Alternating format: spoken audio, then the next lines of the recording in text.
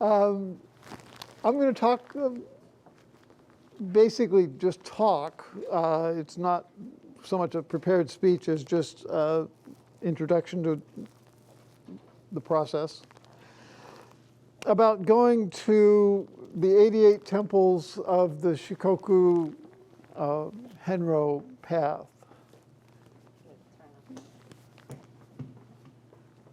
Can you hear me now? And I tend to walk around, having walked around Shikoku, I tend to walk around as I talk, so hopefully you'll be able to hear me.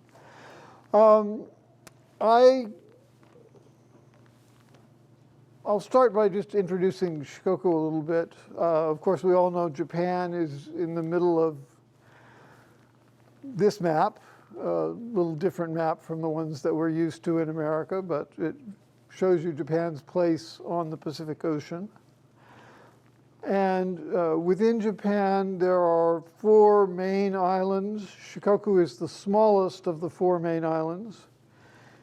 It's called Shikoku because from ancient times, it was divided into 4 provinces, or koku-kuni.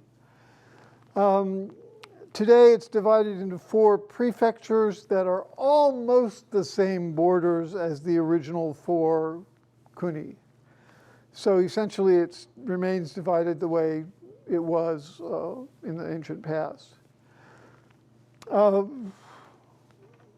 what I'm talking about is a route of 88 temples, all of which are related to the life and travels of one Kōbō Daishi, also known as Kukai.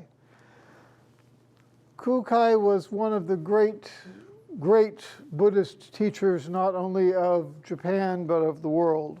He codified the Shingon branch of Buddhism into, not exactly into what it is today, but into what was going to become what it is today.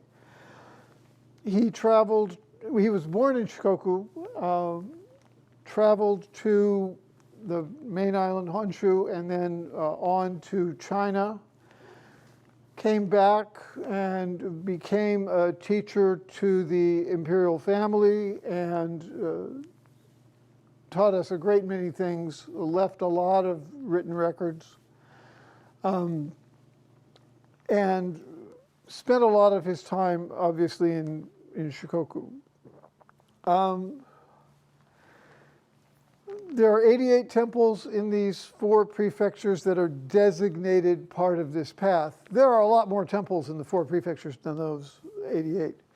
In fact, there are 20 more that are the extra temples on the pilgrimage. And I wouldn't suggest doing it on your first pilgrimage, but if you do a second or a third pilgrimage, you can do the side trips to the extra temples. And that brings it to a total of 108. And both 88 and 108 are very significant numbers in Buddhism. So that's part of why those 88 were chosen. So you start in Tokushima Prefecture and go clockwise around the island. So you start by going up in a valley and walking a little bit around the city of Tokushima, and then south around Kochi Prefecture, back north and east, and back almost to where you began. There is, of course, a road connecting where you began with the temple number 88.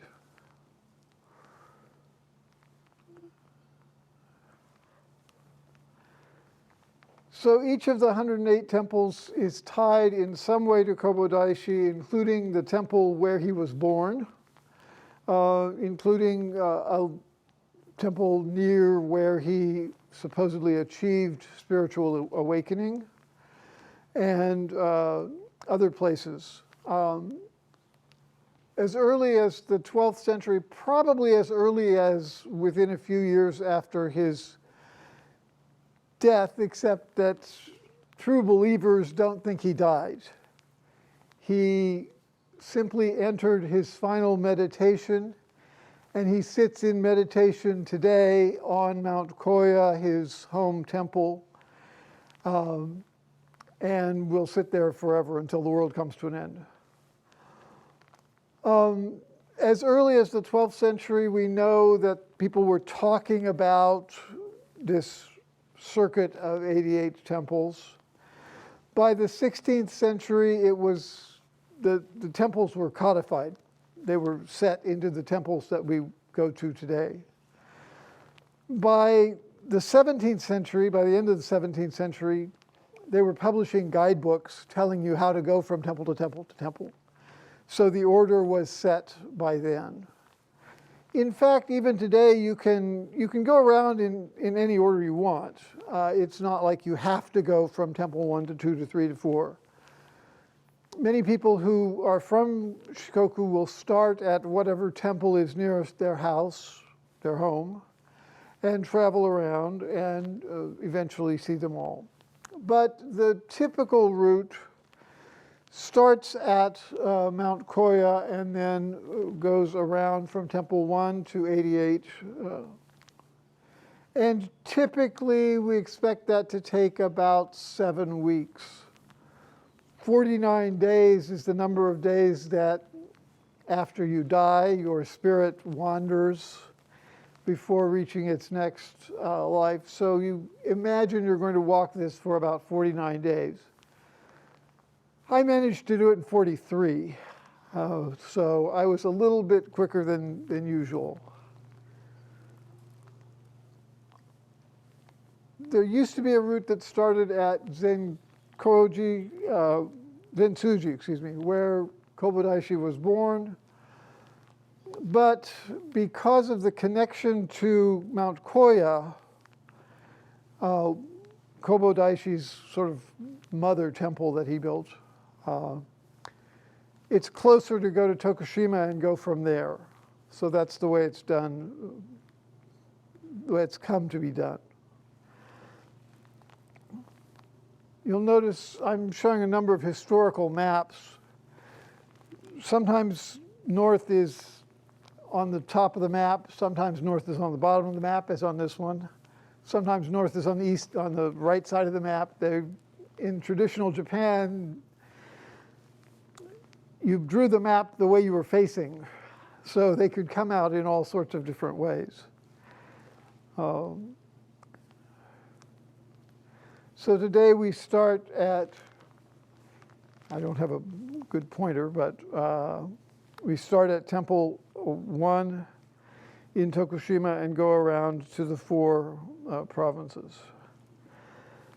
Traditionally, you go to Mount Koya first and make a vow that you're going to do this, walk the temples, and then go back to Mount Koya to say thank you to Kobodaishi for his help.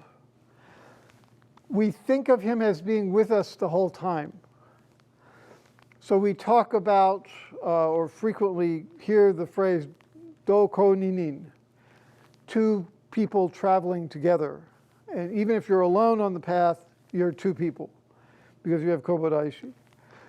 We also tend to think of our staff.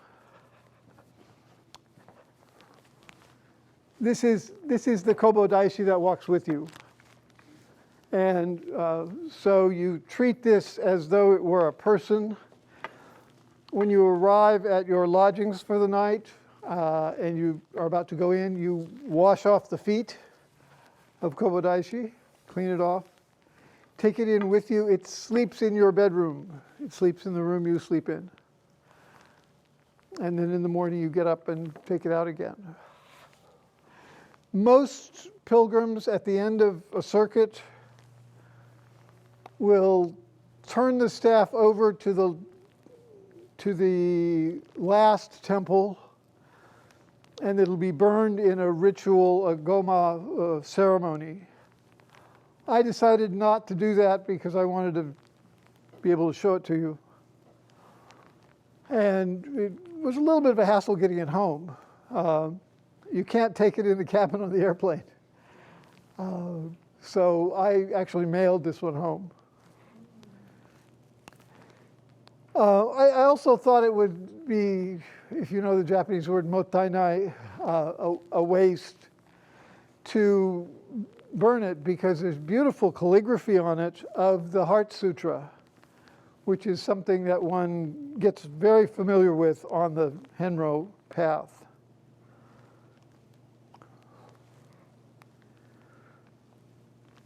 In leap years, and it so happened that I walked in 2016, which was a leap year, many people will walk backwards. The word leap year in Japanese is ruralJapan. That uro is written with a character that can also mean gyaku, backwards.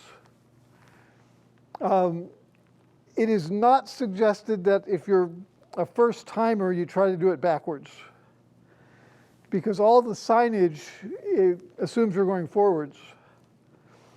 And if you're doing it backwards, there would be places where you came to the sign and it pointed where you came from. That's fine, but there's nothing pointing to where you're going. So I did it regular way, clockwise.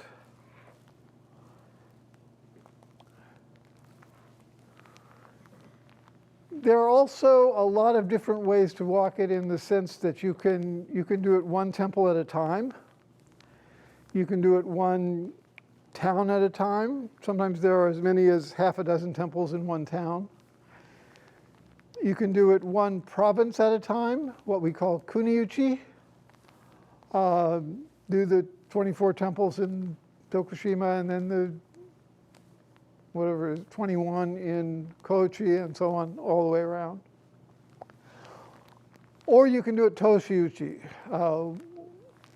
one fell swoop all the way around. That's what I did. I didn't, honestly, when I started, I thought, I'll be happy if I make it halfway. The third or fourth day in, when I was climbing up the very seriously hard path to Temple 12, I thought, what have I got myself into? I'll be lucky if I make it to dinner, let alone. But then I hung on, and it was not easy, but we made it through.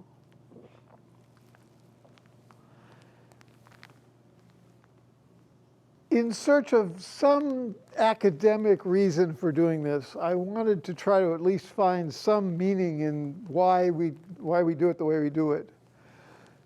And talking to people on the path, a lot of people mention, particularly in some places, not so much in others, the idea that the four kuni, the four provinces, are related to four stages in the awakening of a Buddha or a Bodhisattva. That the first province, Tokushima, is associated with the idea that your heart has begun to flower. Your heart has woken up, if you will, to the idea. After you awaken, in that sense, to wanting to be awakened, the next phase is naturally discipline. So the second province, Kochi, has the fewest temples and the most distance. It's therefore associated with the notion of discipline, or shugyo in Japanese. So you're really working through it in Kochi. On the good side, Kochi is on the Pacific Ocean side. It's warmer than the other provinces. It's also relatively flat. Relatively, no part of Japan is flat, but the one thing you find out walking around the 88 is that the temples are all in the mountains and the lodgings are all at the seashore. So every day you're going up the mountain to the temple and down to the seashore, up the mountain to the temple, down to the seashore. Kochi is a little less of that, but not, you still go up and down a lot. So that's Kochi on the south.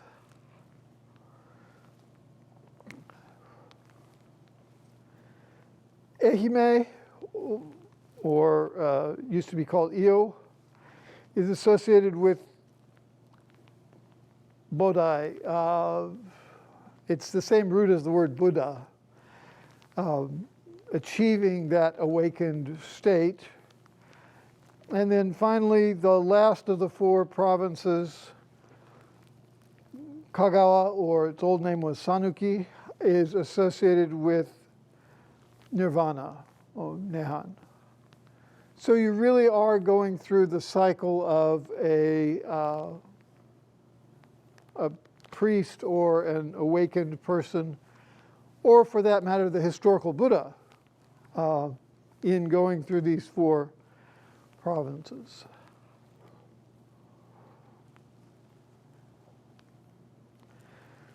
So what was my pilgrimage like? Well, I retired from being the director of the Center for East Asian Studies in January of 2016, and I had a friend who retired from teaching at Hiroshima Women's University in the winter of 2016. So Ron and I decided that we would walk together. But it all started before that, when a year and a half, almost 2 years before that, I was in Japan with a group of high school teachers. One of the places we went was Mount Koya. We were talking a lot about Japanese religion, and it's a wonderful site to talk about that. They went into what they thought was a souvenir shop. It wasn't really a souvenir shop. And bought me a robe.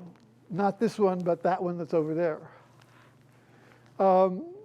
They thought, we'll give Chance Sensei the robe and he'll have to walk the pilgrimage. And they were right.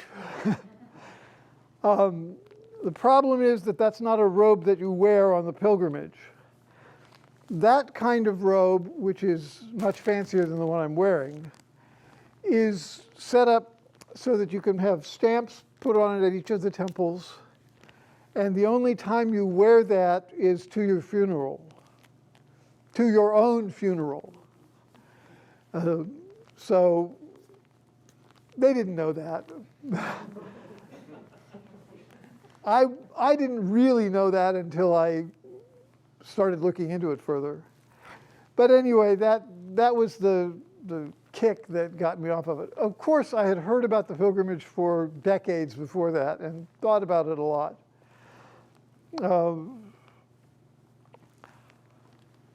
I convinced Ron to go with me. Ron is a great walker.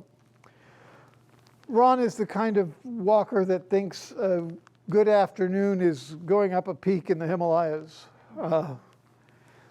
And I would have to say that in Shikoku, I thought he was an antelope. So Ron got to wait for me a lot. But he's a wonderful person, one of the 3 or 4 bodhisattvas I've met in my life, and great guy. He was a good person to walk with in many, many ways. He figured out the trails. He did a better job of reading the maps than I did. But despite the fact that he's lived in Japan for 25 years, his Japanese is not very good. So I was on the phone every day, on the cell phone, making reservations at the next town, and so on. So I provided the language and he provided the navigation in some ways. I started training in October to begin walking in February. I talked to 5 different doctors. They all said, go for it. My cardiologist notably said, you'll lose 20 pounds. I lost 20 kilos.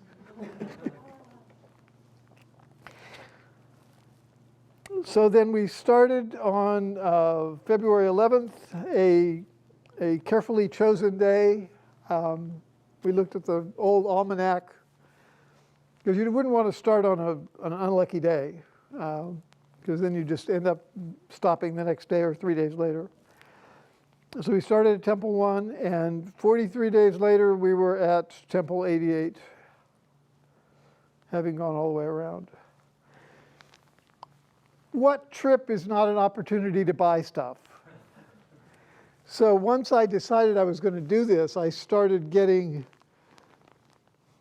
down jackets and new backpack, had to have new hiking shoes, had to have a new computer, because I had to get the lightest laptop on the market to carry around with me, and so on and so forth.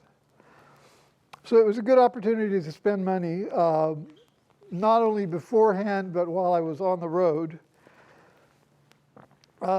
Fortunately, I also had a friend who had walked the route a few years earlier. Mr. Nakagawa began his walk on the 16th of March.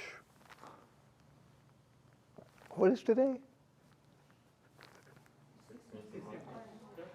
He began in 2011. And if you think about March 2011, it was a rather interesting time in Japan. So he helped me pick up stuff, figure out what I needed to do, where I needed to go to get ready, and he gave me the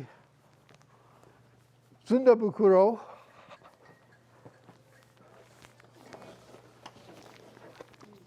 the bag that you carry your stuff in.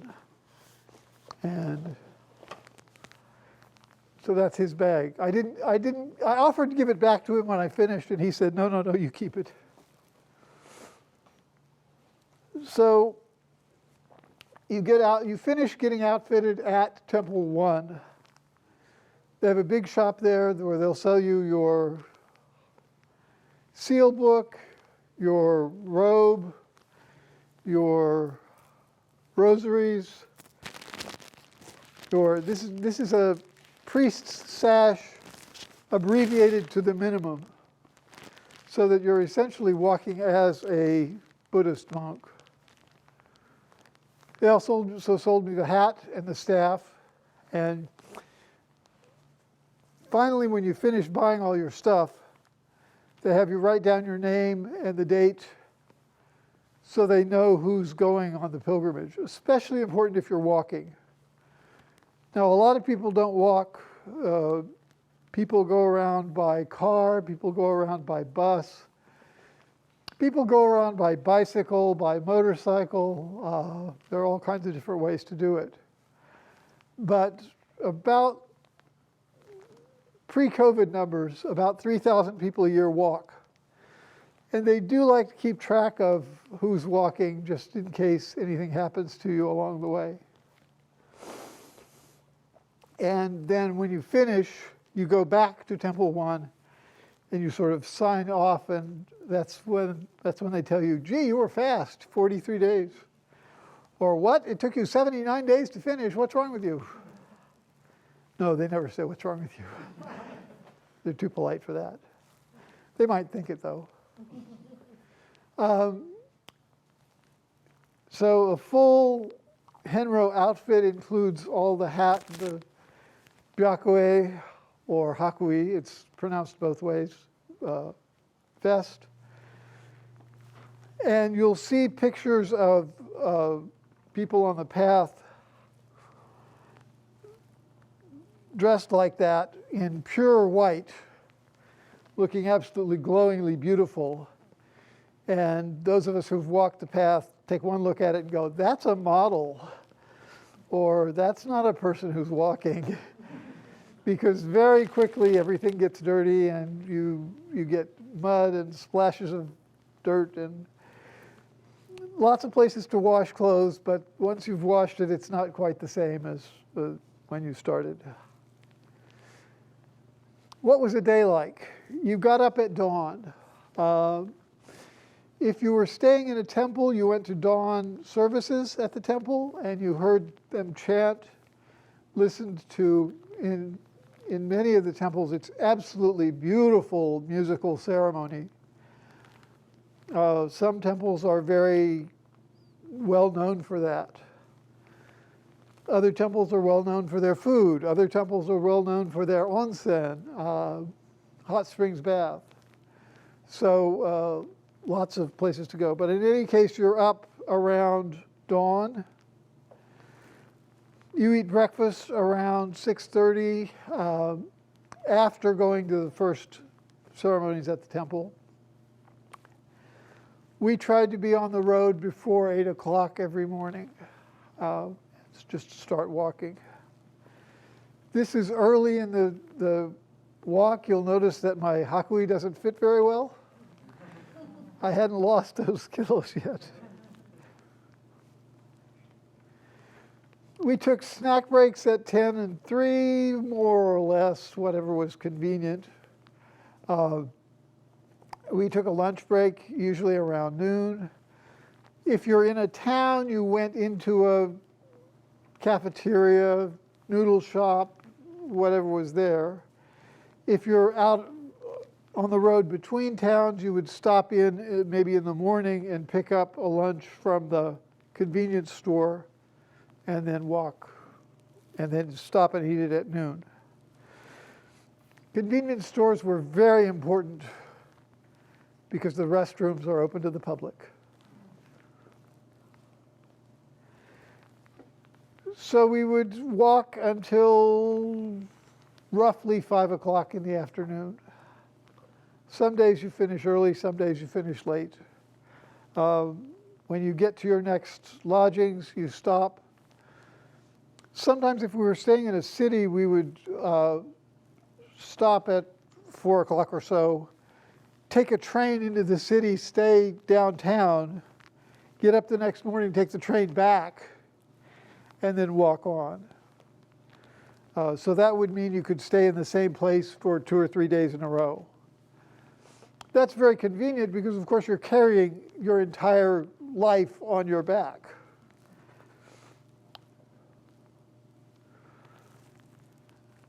So after you got into the lodgings, you would take a bath, and I greatly appreciated Japanese baths before I did this, and even more so during it.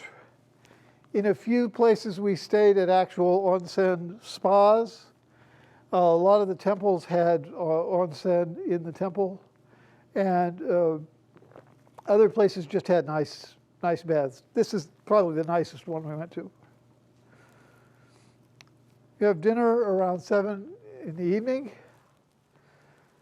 Have a little time to yourself after that. I spent an hour or so writing my blog every day. You can still go see it. It's on WordPress under this title, Gates to Shikoku. And then I would check my email and go to bed about 9 o'clock and get up at 6 the next morning and start over again. Why did I call it Gates to Shikoku? Well, every temple has a gate, I thought. I'll just take a photo of the front gate and we'll have a gate for every temple. It turns out that there are a few temples that don't have gates. Maybe the gate burned down in an accident or for some other reason was destroyed and never rebuilt. In a few cases, there's a gate there, but it's very hard to photograph. But I managed to photograph some kind of a gate at each of the 88 temples. I also thought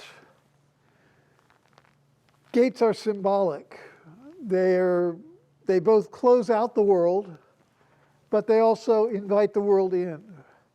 So they're both separation and connection, and that's important. They're pretty easy to photograph. You can usually step back a few meters and get a good photo of the gate, which is not necessarily true in a lot of other parts of the temple. And finally, main halls of Shikoku just didn't sound like a very good blog. That was a joke. At each temple, we would purify ourselves. So you wash your hands, you rinse your mouth. Then you go in. We offered coins, candles, incense at each temple, usually twice at each temple.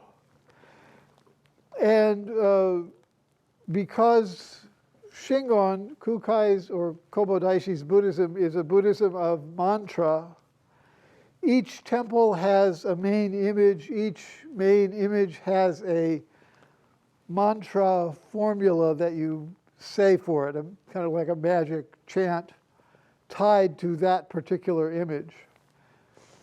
Also at each temple there's a shrine to Kobodaishi, the great master. So you go to his shrine and you chant his mantra, the mantra for him. Namu Daishi Kōbō Henro.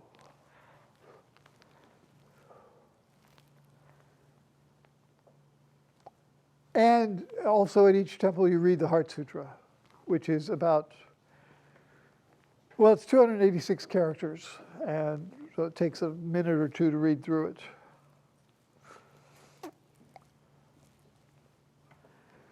And then you go to the temple office and you get your book stamped, or you get your robe stamped, or both. And you generally talk to the people at the temple office about how to get to the next temple, or how to get to your lodgings for the night, or whatever. So they're very friendly, very nice. It was a wonderful opportunity to meet people and to see how things work out in the countryside. So I had this robe. It has a little mark for each of the, actually has a small poem for each of the temples. And they put the red stamps right over the poems. This photo is from when I hit the halfway point. So one side was finished. Mathematics question. How many stamps are on my robe?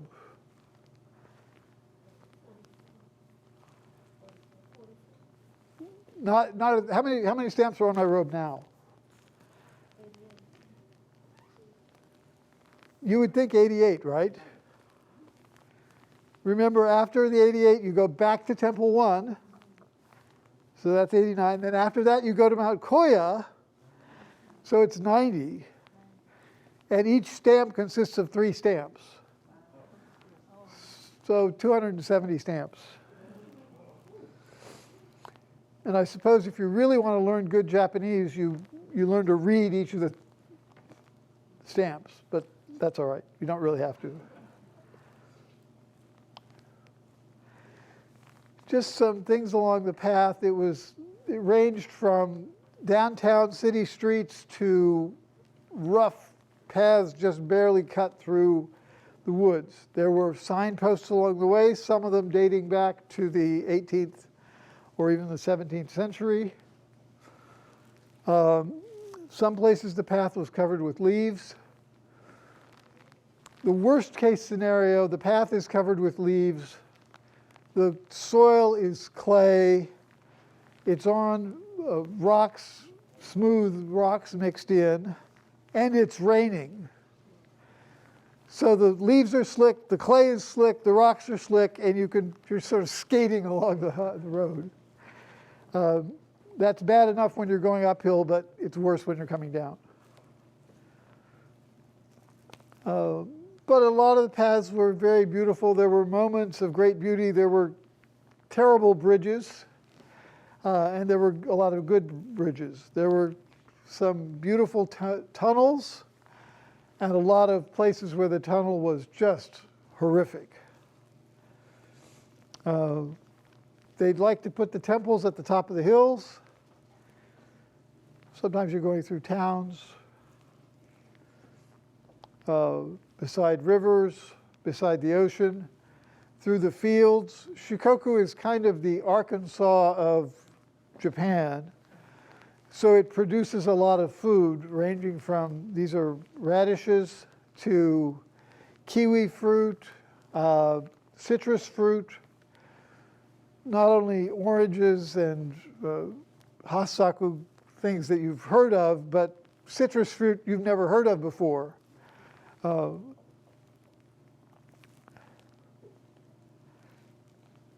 Some magnificent views over the mountains. Sometimes you'd look up and go, oh, tomorrow we're going to be on that one. And then when you get there tomorrow, you can't see a thing.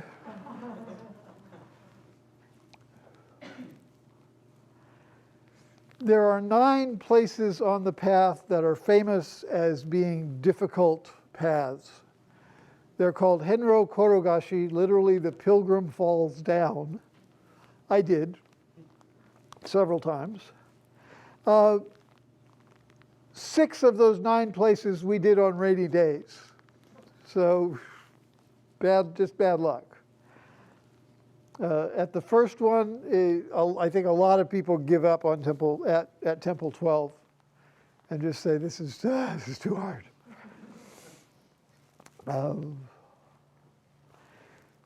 The 500 meters, whatever is the height that you walk up in that day, the worst one is about 900. Temple 21 and 20 and 21, there's no town in between them. So you almost have to go from 19 to 20 to 21 and back down the mountain on the other side. The problem is that there's no town in between them, but there's a valley in between them. So you're down and up, and that was a rough day.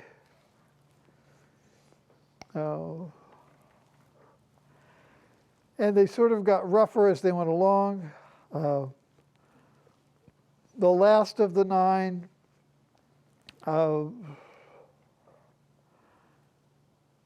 isn't so high, but it's a very tough mountain, and you're really climbing over the bare rocks. Interestingly, it's called Nyotaizan, Woman's Body Mountain. You figure out what that says to the pilgrim, most of whom were male. Anyway, you climb over the bare rocks at the top of it, and then down the last hill into the last temple. Between temples, the closest 2 temples are 300 meters apart. Actually, there's one case where there's a temple inside another temple. But not counting that one, it's about 300 meters minimum. The worst case is 80 kilometers, impossible to do in 1 or even 2 days. So a very long walk between temples. Sometimes an easy path, sometimes a not so easy path. We stayed in all kinds of places, sometimes ryokan, inns, sometimes Shukubo temples where they have an inn in the temple. Sometimes we stayed in basically someone's house, almost like Airbnb. In the cities, we stayed in business hotels because they're cheap and because you don't need fancy stuff where you're going. Breakfasts were wonderful. It's the best diet in the world. You can eat everything you see and lose weight. One of the places we stopped, I felt so bad for Ron, who is a vegetarian, because this is a place that's operated, it's actually famous. It's operated by a butcher shop. So you can imagine what the meal is, unless you're Ron, in which case you're eating tofu. Not that there's anything wrong with that. But there was rice, all sorts of wonderful food, every temple. A few places we got Western food. A few places we got Chinese food. We met wonderful people, ranging from guys like this fellow who collects Henro. He collects pilgrims. He photographs them, and we actually met him twice. So the second time we met him, we had his photograph with his photograph of the first time we met him.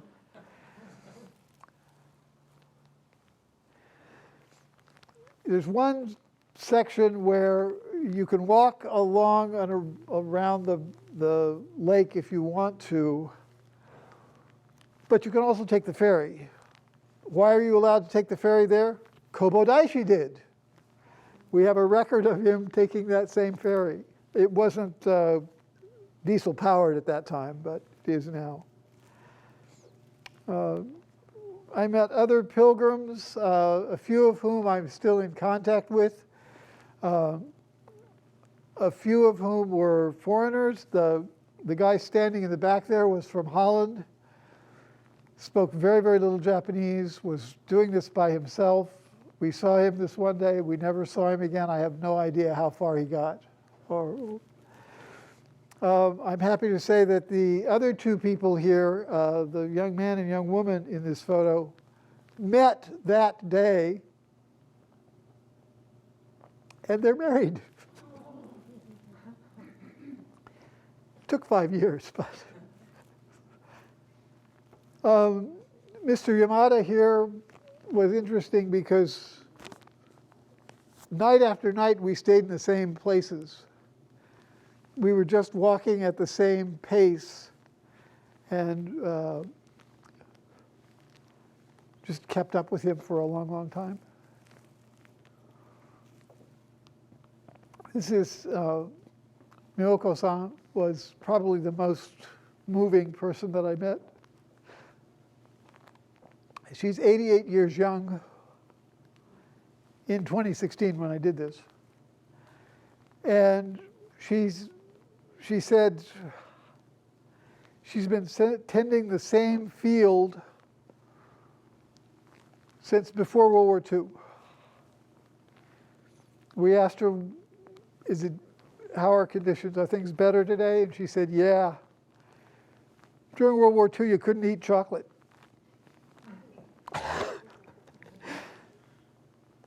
And then, of course, she had us into her house for tea.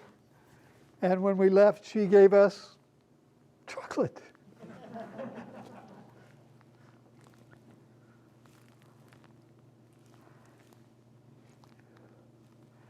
Finished up, went to Mount Koya on April 1st and 2nd. Had a nice vegetarian feast to celebrate, and thanked Kobodaishi for all of his help along the way. I've already talked a little bit about the 4 parts of the path, and some of the academic stuff is about where it started and the whole history of the path. I could go into that in more detail if you like, but I think I'm running out of time. I have no idea what time it is. Okay, so I want to leave some time for questions. This is basically just the same discussion of the 4 provinces. On the path, I heard about this so often, I thought, wow, people have been thinking about this for hundreds of years. Got back home and found out it was invented in the 1920s as a part of promotional literature. So it's very convenient to think about it in those terms. But advertising is everywhere.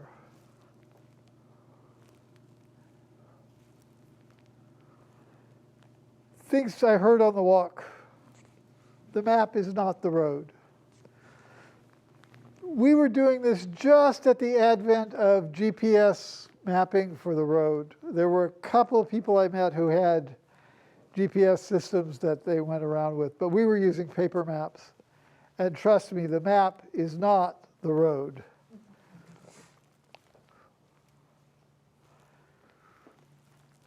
The last kilometer is always the longest, and usually the steepest. Even the endless comes to an end.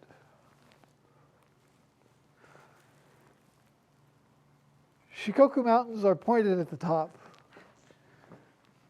It's not just Shikoku Mountains. Lots of mountains are pointed at the top. But you really get that sense because the temple is almost always at the top of the mountain or near the top of the mountain. And it's not like you have an even path all the way up. it gets steeper and steeper and steeper as you get closer and closer to the top. And of course, you're tired. It's harder, and that's why the last kilometer is always the longest. But if you believe you can do it, you can do it.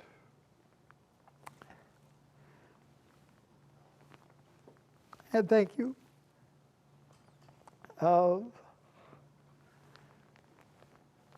Shikoku people actually thank you for going on the pilgrimage. They'll give you money to take to the next temple. They'll give you money just for walking. Things I gained from this walk. A pair of gardening gloves that I'm still keeping. Thank you, Ron.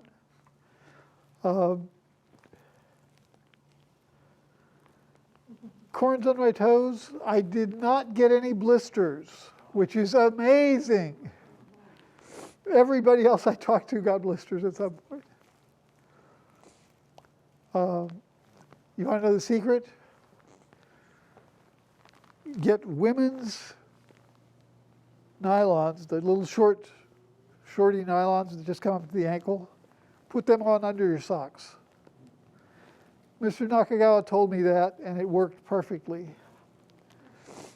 I felt really strange going into convenience stores and buying women's nylons, but it worked. I got charms for a variety of different Buddhas.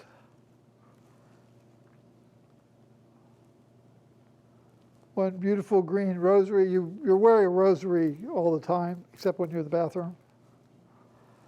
This is not the one I got from the walk, but another one.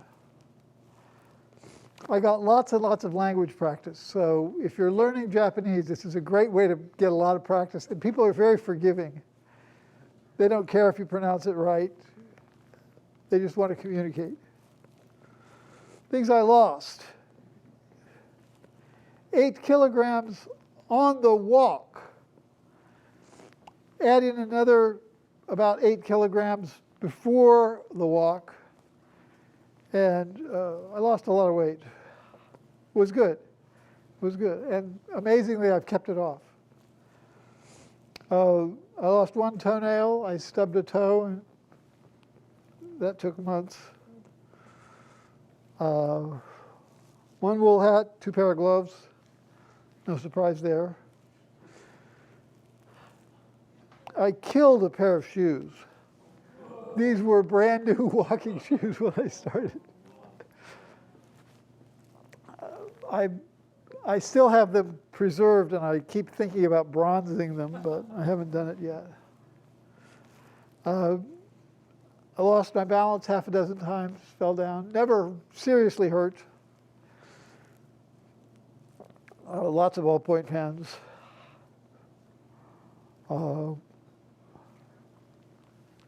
None of my clothes fit when I came back.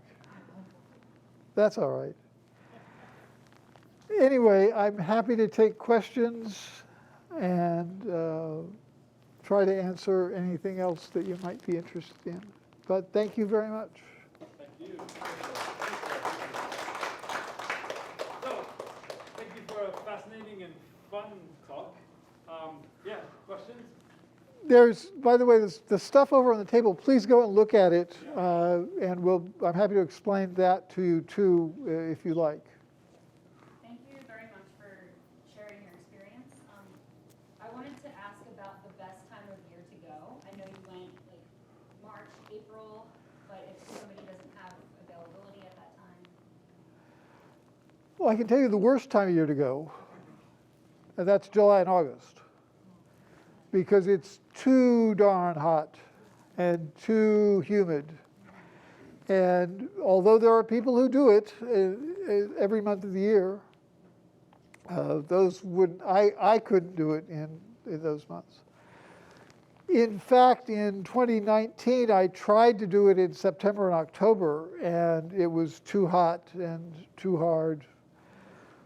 Plus, literally 2 days before I was going to start on the pilgrimage, I was walking alone in another part of Japan and fell into a drainage ditch. I wasn't drunk. I was completely sober. It was the middle of the afternoon. Dislocated a shoulder, messed up my knee. I tried to do the pilgrimage anyway, and it just didn't work. But it was also partly because it was too hot. So Ron and I actually thought a lot about when we should go and decided that early spring was the best. We were there a little bit before the peak of pilgrims. A lot of people start in March. Partly winter break in Japan is March, so a lot of people can go then. We did meet a lot of students in March. We started a little earlier than that. There were a few of the lodgings that were not open, that were closed for the winter. So that was a little hard, but we almost never found one that was too full to stay in. And I know I've talked to people who went in April or May, and they said, yeah, there was no place to stay, so I had to take my backpack, had to take my sleeping bag and sleep out in the fields. And Ron and I decided that we're two old white guys. We didn't want to do that. But we met pilgrims who were doing it, and it's certainly doable.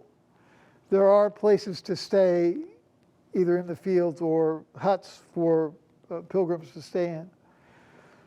But that's fine when you're 18 or 28, maybe even when you're 38 or 48, but not when you're 68. Forget it. How about the winter months? Winter in Shikoku is not bad. It's warmer than here. It's about like South Carolina. You could run into snow. There's one section in Ehime Prefecture that's referred to as the Hokkaido of Shikoku because it's a big plateau and it's significantly colder. That was one of the few places we were snowed upon while we were walking. But even when it's cold, it's not that cold. So I would suggest fall, starting in October, November, spring. I think we hit it just perfectly in February and March. If that answers your question. Did you have a favorite temple or favorite part of the experience? It's like asking someone if they have a favorite child. There were some temples that were a lot more memorable than others. There was one shukubo where we stayed not one night, but three nights, I think. That was very nice. And they had, like I say, the music in their morning ceremony was just knockout, incredible. Plus, I'd have to pull out the right photograph. The place looks like a spaceship landed because it's got a very strange pagoda. There's another place near the end, Zen Tsuji, where the head priest, the abbot, is famous for his sermons. And Ron didn't catch very much of the sermon, I'm afraid, but it was wonderful to listen to this guy talk. He's really, really good at it. Martin Luther King quality in Buddhist speech. Those were particularly memorable. Zen Tsuji, where Kobodaishi was born, is also a very interesting temple.